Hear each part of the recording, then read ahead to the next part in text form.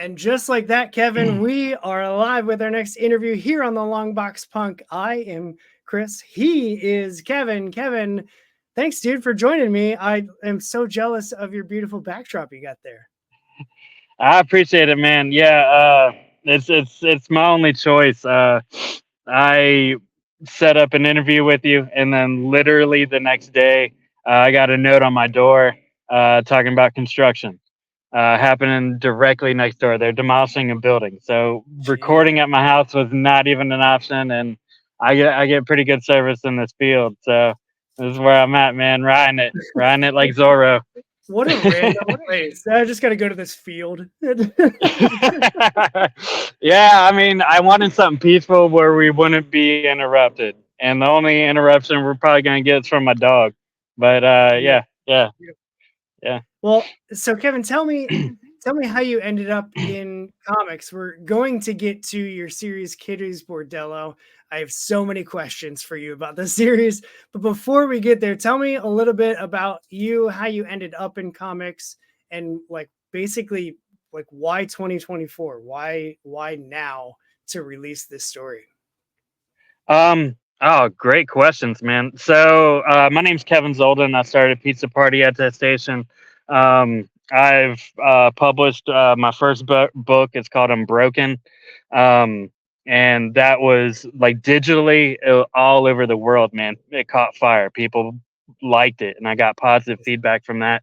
Um, yeah, really excited about it. It's a black, white, and blood red pulp noir, and that carried me into it. And the reason I did it is because I've always loved comics and I wanted to tell stories, but I didn't want to just write prose. I wanted pictures to go along with it, and comic books filled that medium precisely for what I was looking for. And I've been grateful to find talented artists to work with. um, yeah, so Unbroken is a one shot, and now I started my first actual series called Kitty's Bordello. It's about the true story of World War II, how the Nazis took over a brothel and they put microphones in the walls and they spied on their own people, and the information that they came up with is pretty mind blowing. And the fact that this wasn't turned into anything already like Yeah. completely shocked me. Like no movie, you know, like there's a few books, documenting history, but that's pretty much it. So I just took the story and ran with it, made it my own, and definitely did like a historical, um, twist at the end to make it a good story. Yeah. Um, yeah. So how in the heck did you did you end up with this specific story from World War II to adapt? Like, how did is this something that you learned about and then we're just like that's really cool and then kept digging? Because I get super hyper focused on like one thing until I know everything about it, and then I start to like relax my grip on just needing to learn everything, and then I can tell other people about it. And so, like, was that the same case with you? Like, did you hear about this? You're like, that's so great. Because hearing you talk about it, just personally, I'm like, I need to do like, I need to research. I need to go to the library. I need to read Yeah. this because it sounds so freaking fascinating. And there's a lot of stuff that came out of World War II, if Yeah. I'm being honest with you, aside from the atrocities that happened, that are just like, how in the world did they do that? And so, like, Yeah. how did you end up learning about kitties to begin with? Wikipedia. Really? Yeah, so I get into wiki holes, and this was the deepest wiki hole dive in the history of the world for me. Um, but I also did research, and the fact that nobody else kind of told this story is fascinating to me. And the characters just spoke too. They had their story to tell, and the real life ending of it is sad and ridiculous. So the way the characters were talking to me, I just wrote down what they wanted to do, and Hmm. it's an explosive ending. It's kind of a slow burn, but I mean, look at any gangster story, any even Quentin Tarantino like starts off slow. You know what I mean? Yep. Um, and you got to set up the dominoes before they fall. So very happy to be working with lesser known comics and getting it published in individual issue form. It's something that I want the audience to be able to follow along and not just release digitally. I want um, printed copies and CWS. I mean, amazing quality that they're putting out. So couldn't be happier to be working with these guys, getting it done. Um, but yeah, the story just spoke to me, and I think it's really important during this time. You know, we have fascism coming back, like pretty relatively. Um, you know, pretty importantly, pretty passionately, unfortunately. So I just wanted to put out a story kind of against that, warning of the dangers of it. And that's yeah. I'm not gonna get too political, but there you go. It warns of the storm brewing. Yeah. That's the way I'll put it. That's fair. That's fair. Yeah. So with I want to talk about lesser known comics because I've interviewed now a couple creators that have worked with them that have had their books released from lesser known, and everybody always says that they're so great to work with. And the Comics Wall Springs, that's the CWS that you were talking about, right? Yeah, exactly. Comics Wellspring, amazing printers, the quality work that they put out, and when they ship it to you, it's all perfectly packaged, so it's not going to get damaged. They're top quality people. I love it. So how did you connect initially with lesser known comics? Like what did that relationship start as, and then like how did the pitch go of like, hey, I'm doing this book, like you wanna put it out? How did that happen? Um, I don't know. I've been in contact with Mark and Brandon. Both are amazing people, and I was involved with a few of the anthologies because of my artist, Abel Garcia. Dude is I can't say enough great things about Abel Garcia, and just being able to do little mini projects with him was a gift. Just how his brain turned and worked, and the fact that he wanted me to add dialogue to the stories. It was a blessing. Um, so yeah. He basically his connection. He was connected with Mark and all those guys, and um, yeah. And what we were working on, I thought was good enough and important enough, and they dug it too, man. So it's just kind of a kinship, and we're all jamming together. It's great. That's cool. So you see issue one comes out, you said July 1st through their July website. 1st. Yep. Yep. Pre-sale That through lesser known comic site. okay. So are they going to be like, are people going to be able to go to their local comic shop and say, "Hey, I want to get this book come July 1st," or does it work differently because it's being distributed through lesser known comics? Like how does Yeah, that I don't think it's going to be available in too many comic stores. I know they have a few relationships there, but it's mostly going to be on their website through their website. cool. Um, Cool. yeah, yeah, And you can do both digital and physical from their yeah. shop. So is the rest of the series going to be released like monthly? So we'll have July, August, September, October, November.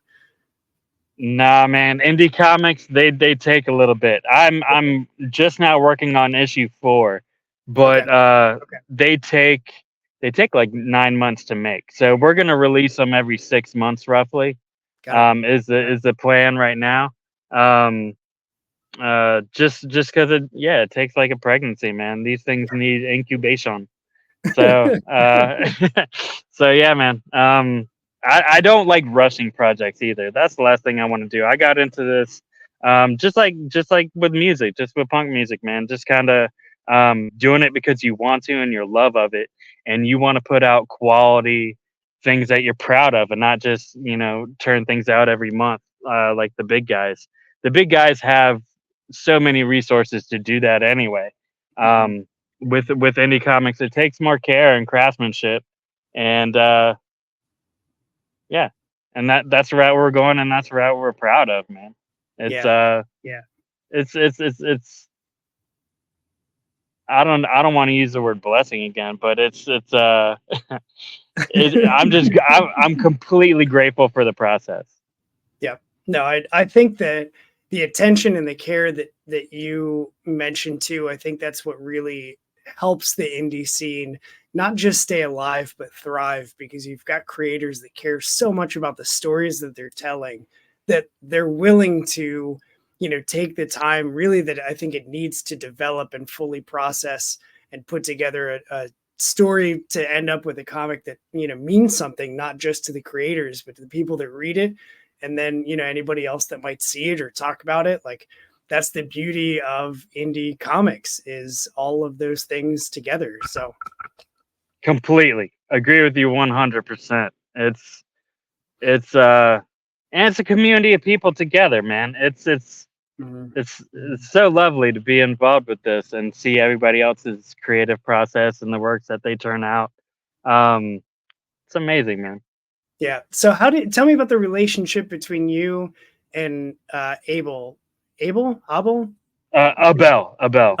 See, I was totally Abel. off. Abel. Yeah, Tell me, dude, how did that come I was calling together? him Abel. I was calling him Abel for like the first like year at least. And finally we were able to talk over Skype because they were trying this translation thing because he speaks Spanish. He's from Barcelona. I don't even, we don't even speak the same language. So that's another thing that's added on, and it's a hurdle, but not really, man. We work together so well, and he has a complete grip on the vision that I'm trying to come across. But yeah, it's a bell, and embarrassingly, it took that long for me to actually start calling him by his real name. Probably just rolling his eyes the whole time, like, come on, dude. He's like, "You're so English. You're so English." Yeah. So how did that come together? Like, how did you guys link up to begin with, especially with that language barrier? Like, that had to be a pretty Yeah. crazy meeting, right? Yeah. Well, so he had his portfolio on Instagram, and I'm not shy. If I like your work, I'll tell you. And we just started to have like a natural conversation, and I asked him to do mock-ups of three of the main characters, and he did it, and they looked amazing because it's historical, so they have to look good. You know what I mean? Yeah. They have to look like the people from history, and he could pull it off. And just so grateful to have him on board, man. And yeah, the relationship turned into a friendship, and we got to work on other projects and things like that. And I'm just grateful for his time, man. He's so talented. I can't even put it into words. That's awesome. I will say, like, the artwork for sure drew me in, and it wasn't just like a, oh, this is cool looking art. Like, his style matches the very like pulpy noir, grimy World War II, like, these are sleazy Nazis. It just, his artwork like conveys all of that without even reading a single word of dialogue, and it just was like, Agreed. dude, this is so good. Like, I'm stoked to see the rest of it, because issue one by itself was just like, I highly enjoyed it.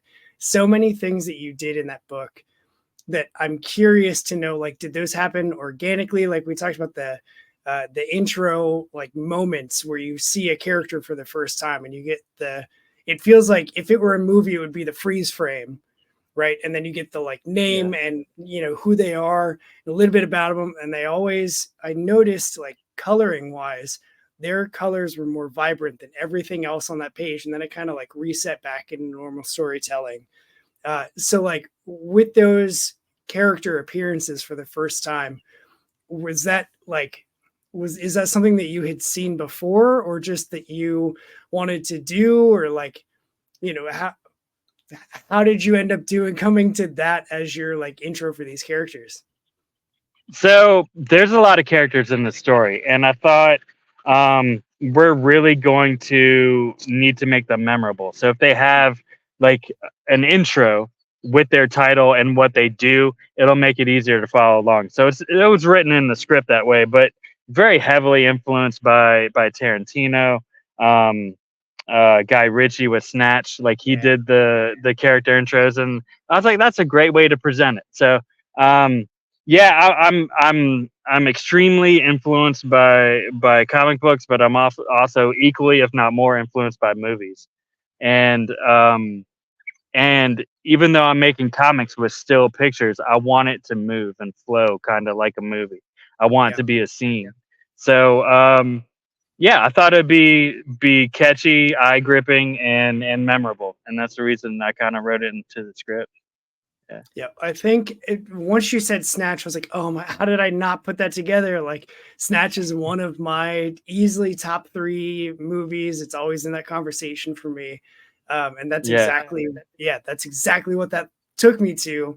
And so, of course I liked it because I love how they do that in Snatch, and it gave me the same vibe. So, yeah. the other I thing, didn't want to do it like an intro though, like where it's all grouped together. You know, that's what he did. I want it to be like the intro of their scene. So I did space it out like based on their introductions to the story. But yeah, yeah, that's pretty much it all I did. definitely fit of like as reading that first issue, it was like, all right, so we've got the story. Oh, this is a standout. Oh, this is Kitty. Okay, cool. And then you see her interact with her scene, and then the scene shifts, and it's like, oh, new character, cool. Like this is so helpful because I have a terrible memory, and usually I'm just like, I don't know, the guy with the hat, not the other, like the blonde Nazi, not the other Nazi, but the the guy. I'm Yeah. usually that, and so it's just for my brain. Having those made it really, it also was like, hey, this character is the person to pay attention to. And so it definitely, like, as a reader, helped me to just be like, this is very simple for you to, like, you need to pay attention to this. So I, top marks for me. Top marks. Hey, appreciate it. Appreciate it. Yeah, I love chaos, but I love organized chaos because then you can follow along with the chaos. Yep. Yeah, so you Yeah. mentioned, I was gonna like flex some research on you that I did. I Googled you, and I saw that you had done Unbroken with the black, white, and red. Um, and I like seeing that that was also a very noir tale. And then this is also like, this takes place in World War II. And so is that something, like, is that style or that genre, has that always been one that you're drawn to? Or is that just like where your comfort zone is when you're like writing something? Hmm. I think it's coincidental. Okay. My first two have been noirs. I think I'm gonna switch it up for my third album. My third Yeah. album, I'm gonna do something a little bit different. But it was just my frame of mind at the time. I think was drawn to noir, and that was basically the stories I was trying to get out. My first one is a survivor story, and noir fit perfectly for that one. Uh, Kitty's Bordello, get out of here. If it's not a noir, it's not even going to be taken seriously. So Right. I think it was just how or it came up organically. It wasn't really like a thought out thing. It's just what's flowing out of me at the time. But Yeah. I'm already working on my third album, and yeah, I'm gonna switch it up. You know, I'm not gonna cold play it. You know, Just make uh, the same thing over and over and over and yeah, over. exactly, exactly. I'm gonna switch it up to something a little different, and hopefully that comes out just as good. But you know, it's a slow process. Yeah, I can only imagine. So is are comics for you like the fun thing that you do in the evenings aside from your regular day job? Yeah, yeah. So maybe even in the mornings before I go into work, I'm a bartender. So Okay. I work a lot of nights. But yeah, before and after both, this is I know you're not supposed to wait for the time for inspiration to strike, but sometimes you got to. If you're stuck on a piece, I don't want to force it. Yeah. I will write other things, like I'll dive deep on a character, um, try to completely understand and know who that character is, and that helps me with the other writing too. And that may jog something out of me to know where the story is going next. But um, yeah, Okay. I'm sure as a bartender, you play the proverbial psychiatrist all the time. So, like, have you ever thought or like talked to any of your patrons and been like, man, that could be a really cool story? Um, Not really, man. I work at a 5-star spot, So you're and like it's super hospital. fancy. Yeah, and it's hospitality. Um, so I think more violence is coming out of my work than anything lately. Like it's getting more and more violent just because I'm like internalizing things. Uh, yeah, yeah, that's where I'll leave that. That's fair. That's fair. Yeah. Yep, yep. So where did I go? You're just complete. Now I have the idea of like you working in a very ritzy 5-star like resort or something and having just like snobby people showing up and ordering some, oxidized drink where they pop a bubble and you have to breathe the aroma of the drink. Like, and you just want to stab them with a broken cocktail glass. That's neither here nor there though. So, Agreed. yeah. Agreed. Yeah. So, No, um, I agree with you. great. Okay. Perfect. Yeah, Perfect. yeah. Great. So with the dang it, I just had it and then you just made me lose it. I'm sorry, dude. I had to roll with that, man. That was yeah. That was expression of internal feelings for sure. I get it. No, I mean everybody has that stuff with work, right? Is like Tell me. you do the thing to like I always subscribe to the mindset of what I do isn't who I am. And I work with a ton of people like what they do is who they are. And I'm like, what do you do for Right. fun on the like what are you doing on a Friday night? They're like, oh, I mean, if I can set work down and like I'm like, what are you doing working? We're done at 5. Like I work a Monday through Friday. I work in finance, which is totally insane to me still. And like Yeah. customer service crap. But we'll talk to coworkers on like Monday morning on our morning huddle and it's like, yeah, how's everyone's weekend? It's like, I didn't really do anything, but I did think, and they like get really animated and excited about this work stuff. And I'm like, who are you people? Like, I am not, I don't fit in with the rest of it because I'm like, oh, I did this and I did this, and now I'm back at work. And they're like, oh, I do stuff at work. Not all the way, and completely opposite. I Yeah. picked up what I was thinking as I was rambling there. Sometimes you just got to start talking and Michael Scott figure out where you're going along the way. You you mentioned you've referenced music quite a bit. How has music influenced your like who you are and or your creative process? Um, my creative process basically started with punk rock, man. So, um, I played baseball when I was younger. It was fun. It was great. It got me, the kind of personal skills. I loved it. But I was always an outsider. I was never that type of guy. You know what I mean? I was never a jock or anything like that. And when I was 14 in high school, well, I guess it was late middle school. It doesn't matter. But I got into punk rock and it just blew up from there. And I started to play bass. I like bass because everybody wanted to play guitar. I wasn't coordinated enough to play drums, and everybody needed a bass player. So I was like, hell yeah, dude! And I was in like 3 bands at the same time, like sometimes because everybody needed a bass player. I was in demand. It was great, and then I actually learned how to play the bass, and it got even more fun. Yeah, so that was my first intro to being creative, and I always played with people better than me, so it excelled my playing. It was great, man. Learned a lot, loved it, but at the same time, music wasn't really for me. Music wasn't my direction. I wrote songs, but I wasn't a fabulous songwriter. So I always wrote and lyrics. I wrote some lyrics for my bands from time to time, and that was just a natural route for me. And I always wrote prose and things like that. And then I've always wanted to get into comics, and I finally jump started it in 2019 with Unbroken, and that was the same time I started writing Kitty's Bordello, and it's taken this long to get it together, and it's so fun seeing it flourish. It's amazing. I couldn't be more grateful, and especially finding the artist that I did, man. I keep going back to it, but Abel's phenomenal, man. This project wouldn't be what it is without him. Yeah. So what's your like when it comes to your script turning into his art, turning into both coming together to be a finished comic, like how does that how does that work with, especially with the language barrier?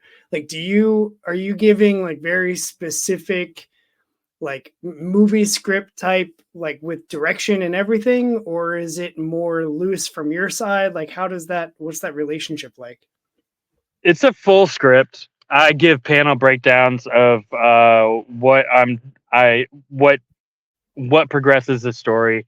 I just give them the main items in the panel and the dialogue and things like that. So the way I view it, I'm the writer, and he actually directs the book. He's the director of it. He does everything visually. He sets up. Sometimes I'll put in a specific POV, but he visualizes it, and he makes the whole scene what it is. He's the director. So it's been a great team, and there are every once in a while there'll be something that doesn't translate, and then we'll just have a conversation about it, and that's how it gets resolved pretty easily. Super easy to talk to, super awesome. Yeah, man. That's cool. That's cool. Yeah, So you pretty guys using seamlessly, like to be honest. are you using like a Google Translate type of thing? Like how does that I can't even imagine like how that would work. Yeah, yeah. So I send him the document, and he translates it through Google. Yeah, and when we That's email, it's automatically Google translated and everything too. So, um, again, man, modern age, it wouldn't be getting done without it, right? Yeah, 2024, baby. Let's go. yeah, yeah. That's it, man. That's it. Yep. That's cool. Yeah, grateful. So, Yeah. so along with the music line, it's funny because I went to high school with a bunch of performing arts people. Like I went to a specific like creative type high school. But I was always like the on stage theater kid. And all like my three best friends were all musical oriented. The one guy, like you could throw any random instrument from any country in front of him. He would know how to play it just within like 5 minutes of tinkering around with it. That's never been my skill. I tried picking up a bass guitar because the same thing. I was like, they're always in demand. I don't want to play guitar, and bass is what you feel, and I want to make people feel something. So I want to learn how to play Exactly. bass. And then I like just I'm not coordinated. I understand it on paper, but when it comes to actually like making the movements and everything, I just don't have it in me. So I was like, all right, well, that's not my thing. I'm just gonna move on and move forward because I still want to make people feel something. And then I discovered like technology, but it's very isolating being the one person that doesn't share the rest of your friends' talents. Like being surrounded by a bunch of musical people and not being musical was always very uh it wasn't isolating, but it also was like I felt very alone at times because they all had this camaraderie and this stuff, and I was just like, I don't get it. Like I'm missing out. And I say all of that not to be like, oh, boohoo me, but to be more of the so you're literally on an island. How do you stay like how do you keep a hold of the community that you've grown within like the indie comic scene or even like outside of it, just like regular family or friends, like are your family all stateside? Yeah. So everybody's back there. But to go back to your point, like I grew up in Virginia Beach, Virginia, and all my friends were surfers, and I didn't surf. I hate surfing, dude. I can't do it. I'm bad at it. It's a lot of work. And even when you do stand up, like you're supposed to feel this amazing urge to want to keep doing it. And dude, it's just never been that way for me. So Oh no, we just lost him. Let's see if we can get him back. Pause now for technical difficulties.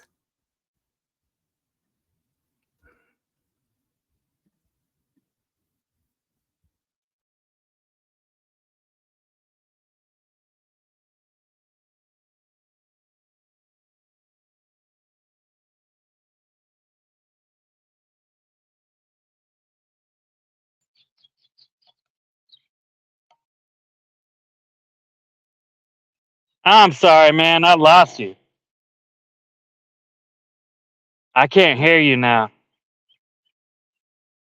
That's why. It would help if I Ah, unmute there you go. Now I got you. myself. Now I got you. My bad, man. Yeah. No worries. No Uh, worries. um. So yeah, like I completely can relate being an outsider, but even with baseball, I feel like I didn't connect fully. So yeah, it's hard being away from family and friends. Like it's hard, but this was a really great opportunity. Um, and couldn't pass it up. I mean, living on a small island in Hawaii, uh, making good money, being able to save and do what I need to do. It's definitely going to progress us towards the next step in life. But we get to visit every once in a while, and it's fun. I have lifelong friends. Like the even though they all surfed, we all played music too. So that was the thing that kind of held us together. And yeah, they're lifelong friends, man. Even if we go a few months without talking, we'll just pick it right back up where we left off, Yeah, and it's great. It's awesome. Yeah, can't be more grateful for my friends and family for sure. They made that's me who cool. I am. Yeah.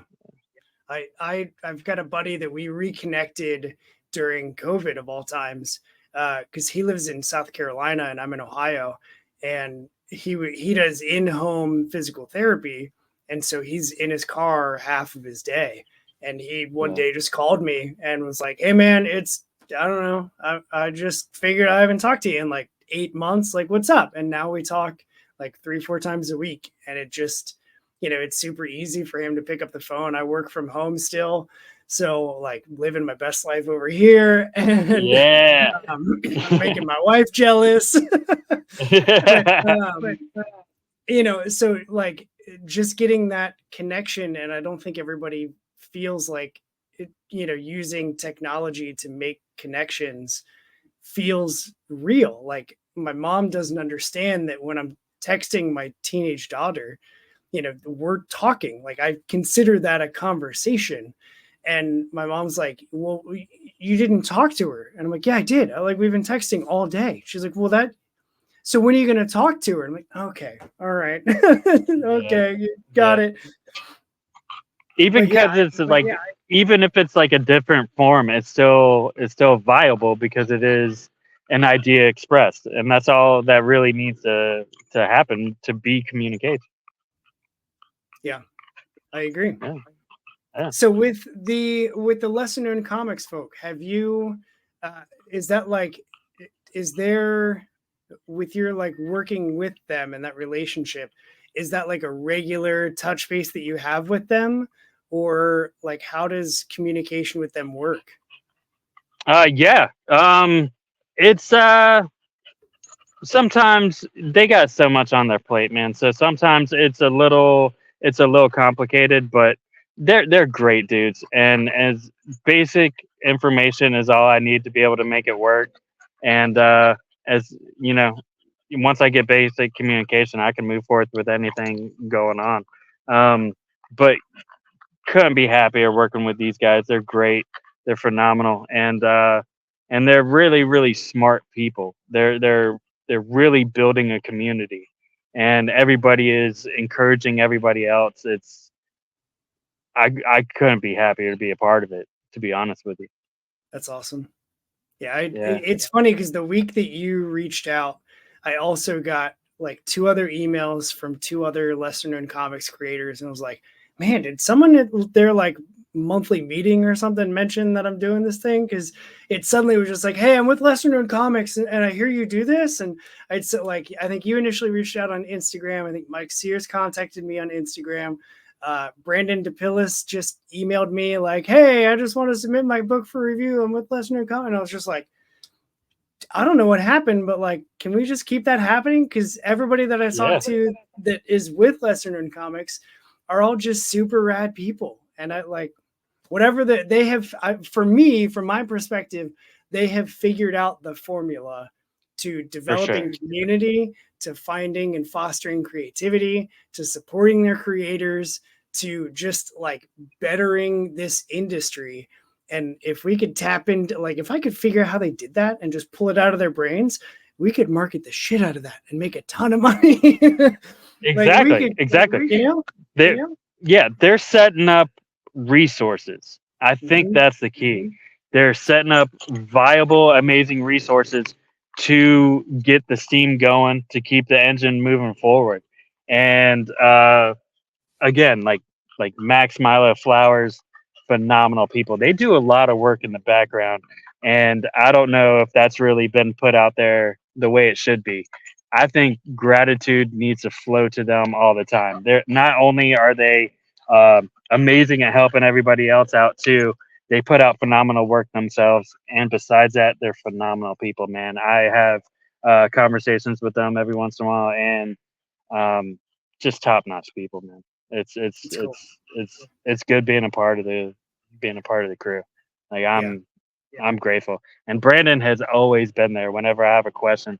Um, Brandon has always been there to talk about it, and nothing but an honest dude. Like just letting you know what's going on. And again, man, it's a community of people, um, just like punk rock, man. And I'm glad I found a way in there.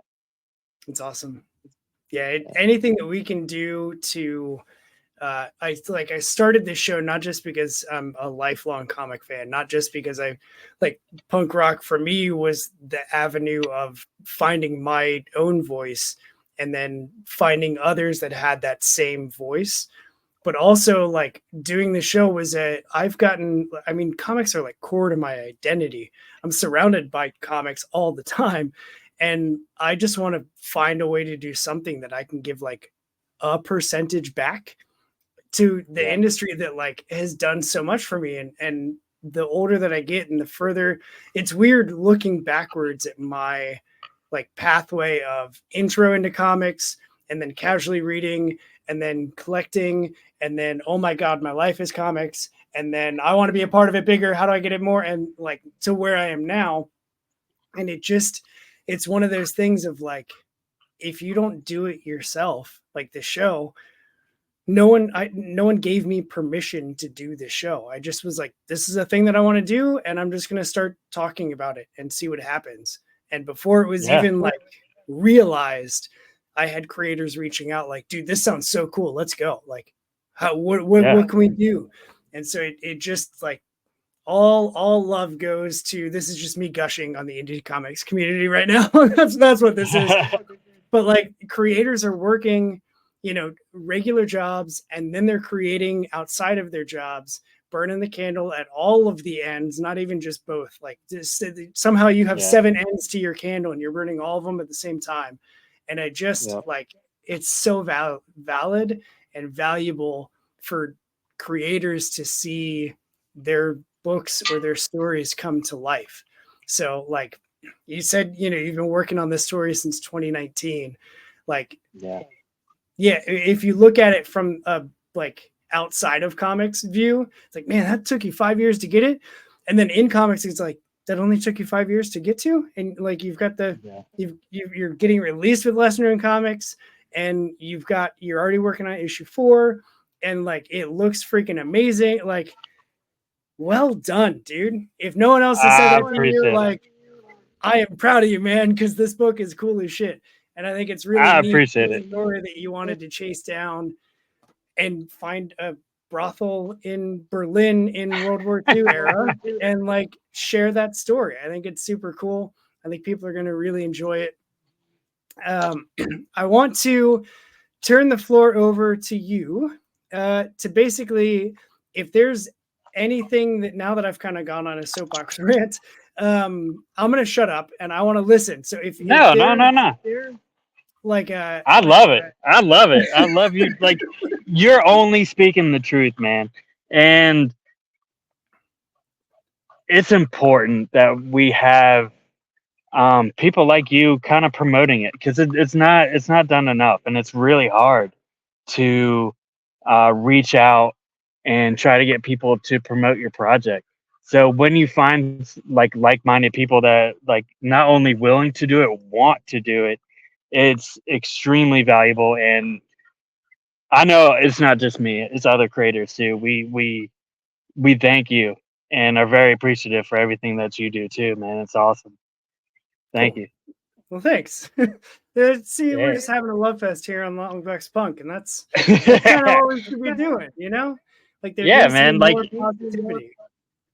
exactly, dude. That's my favorite genre of punk rock too, man. Like positive hardcore. I absolutely fun. I fucking love it, dude. I love it. Good, clean, fun shit like that. I really latched onto that when I was like 17, 18 years old. Yeah. So, what are your like top three punk rock bands? Oh, dude, that's like the hardest thing in the world. I could have asked you for Um, your top favorite, so at least I'm giving you a top three. uh, I got to put Lifetime, Kid Dynamite. They're two bands, but it's Dan Yemin. He's the guitarist. He's a child psychologist, and he's just an extremely smart guy. Getting it done amazingly in both those bands. Um, Lifetime, Kid Dynamite. Uh, I don't know. They're like really heavy rock, but Hot Water Music Yep. completely talks to me. I love Hot Water Music. Their lyricists, the way they bounce off each other singing. Oh, dude, they just album after album. They're just great, man. You um, can't even. They're amazing. And I don't know. I guess Descendants, right? Yeah. Descendants are great. Yeah. Descendants are great. They always fit in this conversation. Yeah, man, they're great. You can't deny it. Maybe Strike Anywhere. I love Strike Okay. Anywhere. This album completely changed my life, and they're from Richmond, Virginia. Okay. I can't get there. It is. There it Changes is. the sound. Yeah. Yep. So I had to Awesome. get up. It started raining, and like at first I was like, "Dude, it's just Hawaiian AC," but then it started coming down. Yeah, I saw you taking a dive, and I was like, "Oh man, are we gonna have to cut it?" Nah, like I already cut it once on accident, brother. I didn't mean to do that. Hey, first time for everything. So no one else is ever going to be able to say that they had the first technical camera cutout because you've already taken that. You've taken the crown, man. Hell yeah. So um, with like punk rock music, I know you said you got into it in high school. What about what about that scene or that style is what grabbed you? Just the community together, man, making noise and really affecting change. Um, they, I saw my community kind of get together and be active in the community and change things for the better. There's Food Not Bombs back in the day. Strike Anywhere did a lot of programs, things like that. It was a community of people, man, and I finally found like I belong somewhere. That was the catalyst of everything, really. Um, yeah, and it got my creative spurs going, and then I just started to write more and more. Yeah, that was it. Goodie bed. So do you have any, this is completely changing gears. Do you have any plans outside of comics for writing that you like?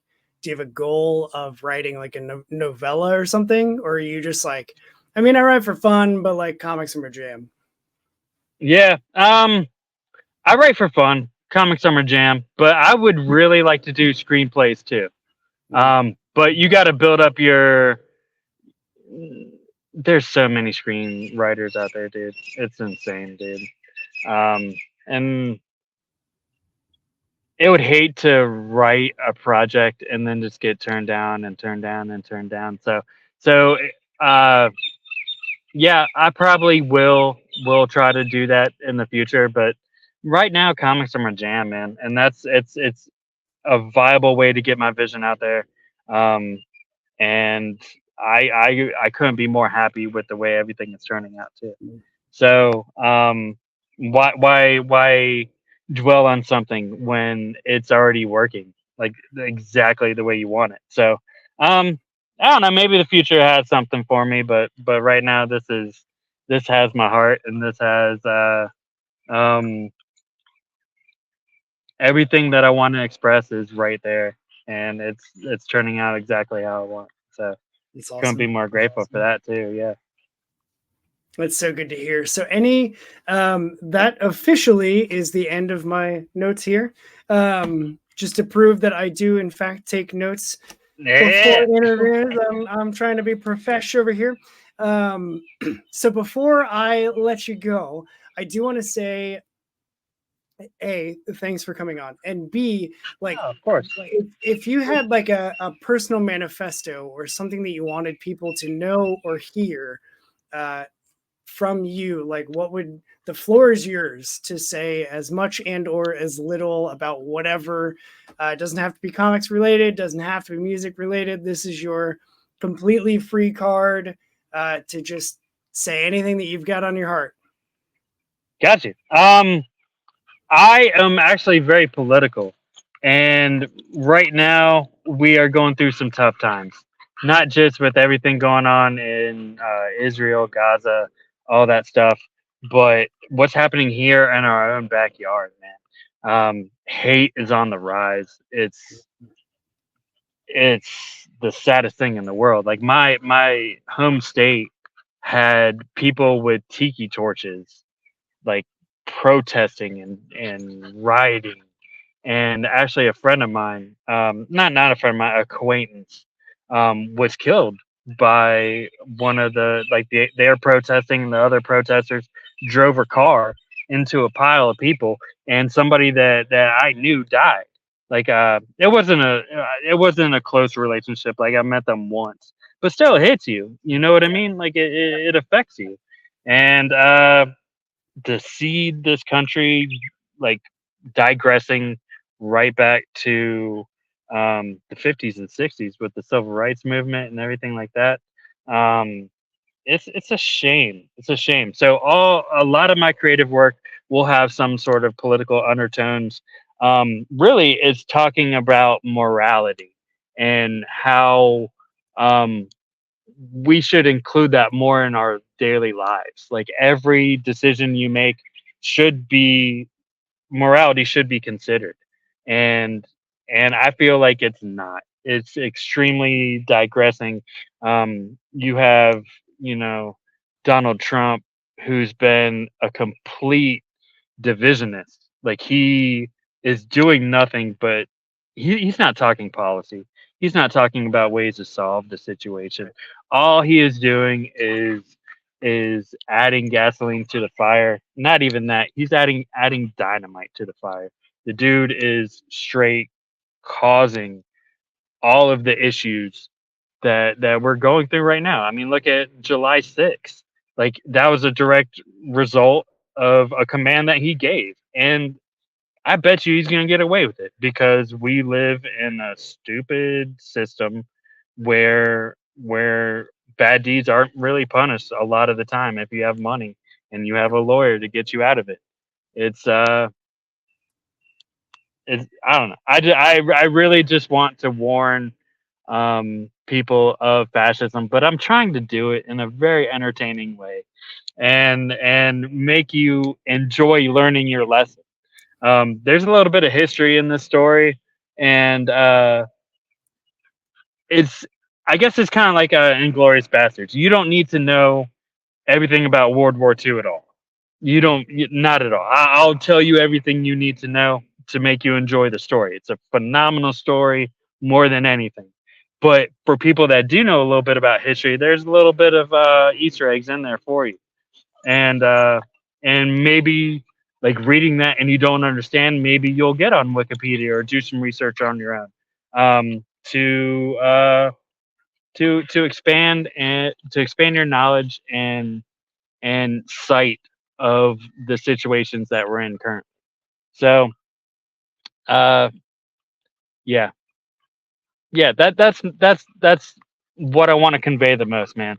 I don't want people to get complicit with their horrible um, public education that they got. It's education is meant for you to continue throughout your life. If you are not curious anymore, that's when your mind starts to shut down and atrophy, and you need to constantly um, search and find and just have fun and gain knowledge and gain your understanding of the world. I have this tattoo. Let's see if I can show you. It's it's a revolutionary soldier. He's getting his freedom from the British, but he's doing it with education. That's a book, Yeah, and okay. he has Yeah. his sword. He has his sword sheathed.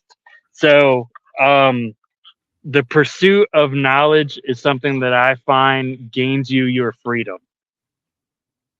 It gains you your freedom. You can do it mentally.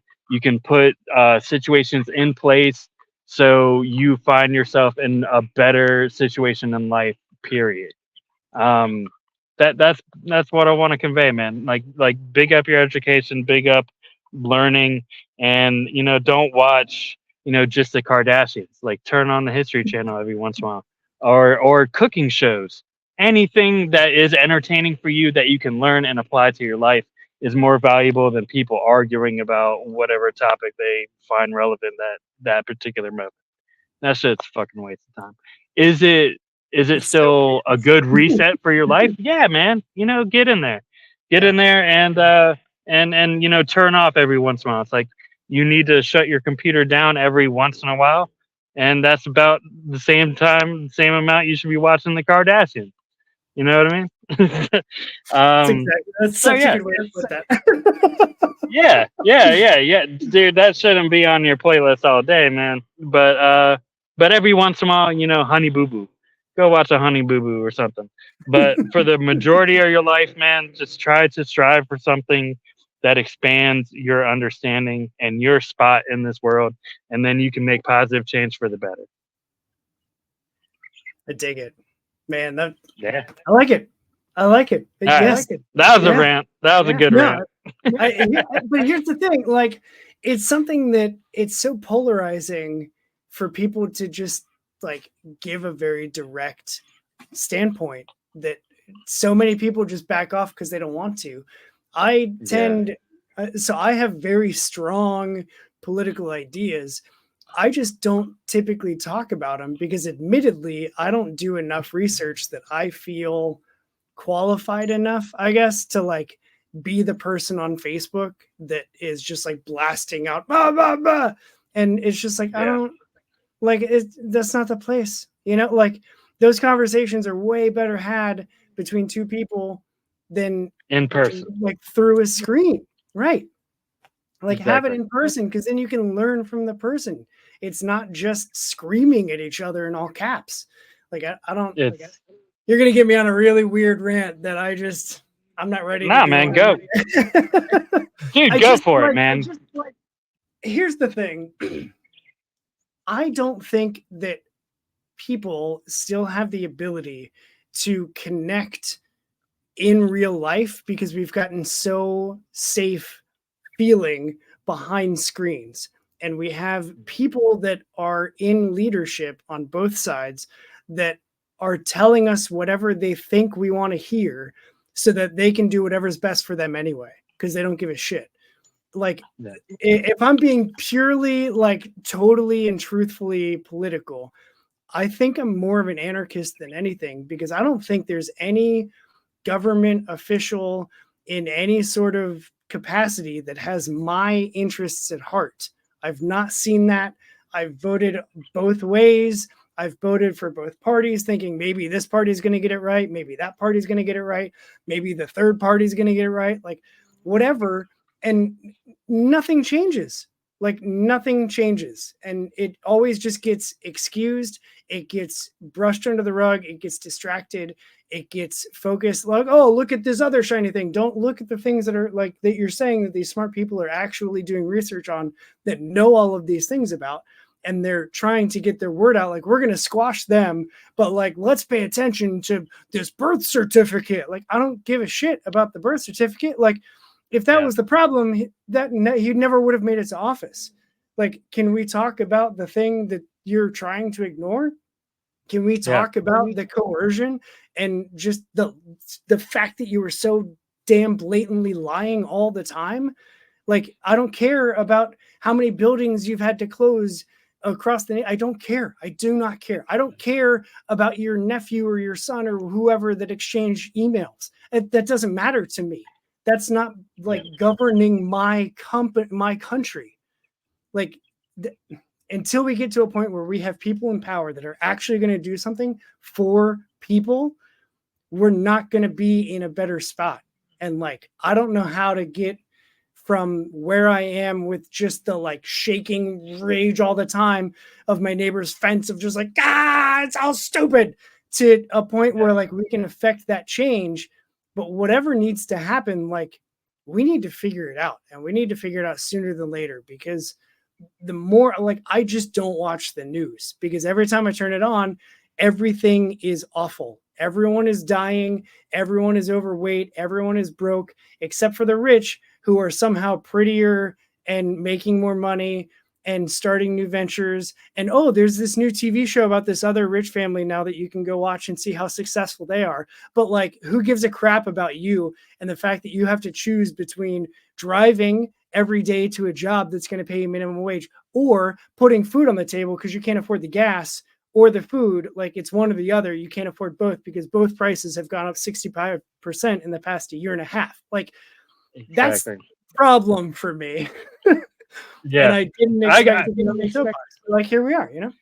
No, no, no. I agree with you fully. I agree with you fully. The separation of wealth inequality is absolutely insane. It's the biggest it's ever been in at this point. And you know, things like Citizens United gives corporations a citizen's voice. It's insane. It's insane the things that are going on. But to kind of throw it back a little bit of positivity, it is incremental change built up slowly through time, and we've had big things passed because we have the right leaders in power. And the only way that happens, this is the thing that I struggle on. I i love um I love the idea of voting, but the only way it works is when everybody goes out to vote. That's the only way it works. And not just for presidents. You need to get involved with all your local issues and gain knowledge and realize what each candidate offers. And the problem with that is too is there's a whole bunch of propaganda out there telling you what these people want to do, but you can't trust it because what's the source? I Yeah. think that is something that needs to be focused on, and that's the only way we can grow as individuals to know when you can trust a source. Bibliographies, look at where they got the information from. Is it a credible source?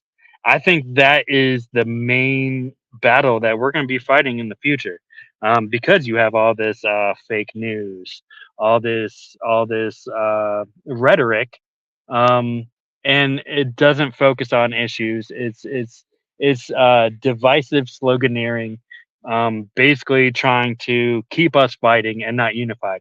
If the working class of these United States unified, there would be nothing that we couldn't accomplish because we would be unified together. And the hardest part is talking to somebody that doesn't want to accept facts. Yeah. Because how do you talk to somebody that doesn't want to accept facts? It's how do you prove it to them? That's the main question that I have. I'll sit down and have a conversation with anybody. And once they start being like, yeah, that's not really what I believe. I'm like, well, it's a fact. It's not something for you to choose to believe or not. It's not religion. Right. It's it exists. It's something that's real. Yeah. And and that's the hardest thing to talk to people about and convey. But I mean, it's also the biggest reward when you do get to change somebody's mind. It's that's my standing up on the surfboard, brother. When I talk to somebody, when I talk to somebody and I'm able to kind of at least open them up to the possibility of their beliefs not being completely factual, and maybe they should, learn about it and read a little bit about it, but more importantly, don't just go to a YouTube news person saying what you want to hear. Yeah. Be able to find out if it's the truth or not. And yeah, that's what we need to focus on. Um, and the public education system, I love teachers completely. It's the hardest job in the world, man. But um, we need to pay them more. There's a lot of changes that we need to make because education is the first way to build a better society. And and with all this um, Congress taking away Roe versus Wade and everything like that. This was one of those facts that somebody didn't really want to listen to me the other day. But trust my word that in about 15 to 20 years, the crime rate is going to go up because you have all these unwanted births, unwanted children, unwanted humans in the world that are going to be neglected, that are going to be out there in the world having to fend for themselves and come up with their ideas of what is right and what is wrong. And when you need to eat, that that morality goes away because the first thing that you need to do is survive. So, um, having that in place, that Roe versus Wade taken away, and all these states basically banning abortion, but at the same time, you're not putting in programs to help these children grow into a solid adult.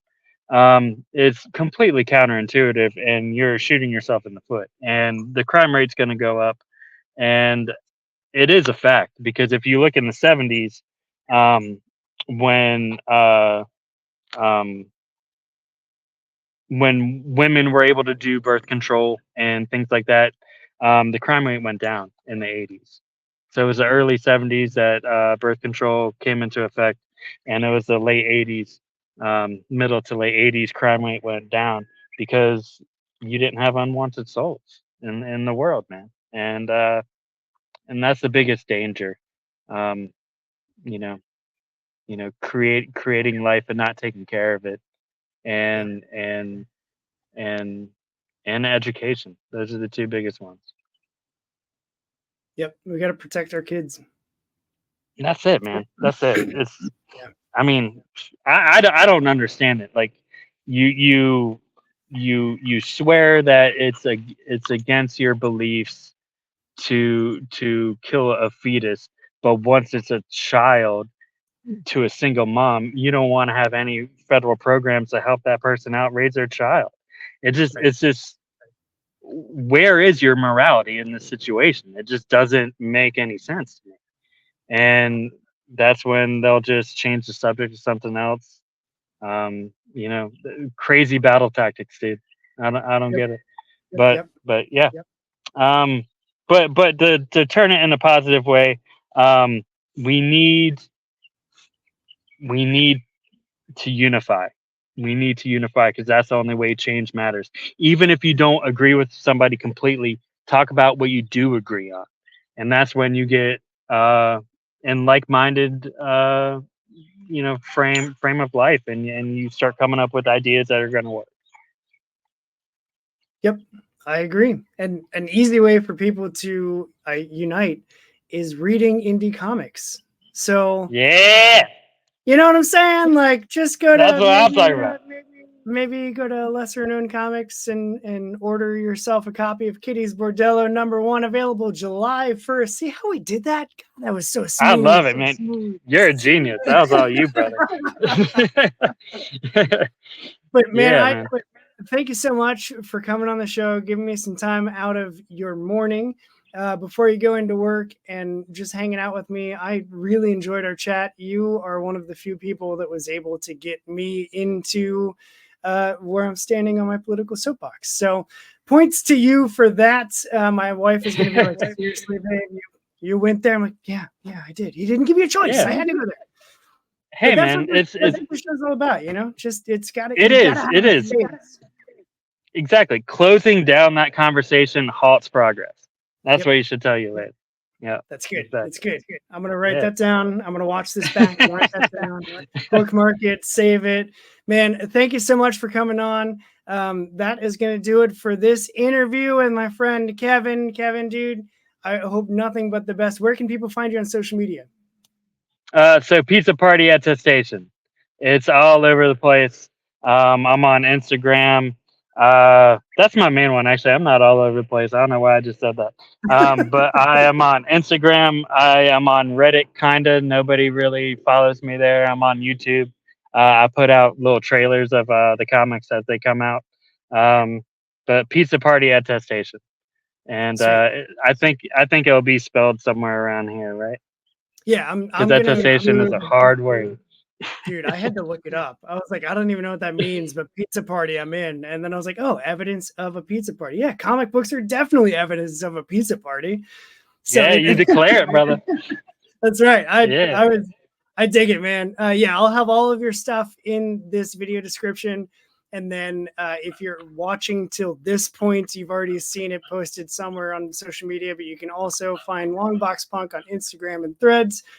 And until next time, punks, because that's going to be it for us, I'm going to tell you to go read some comics because they're good for you. Until next time, that's another interview here on the Long Box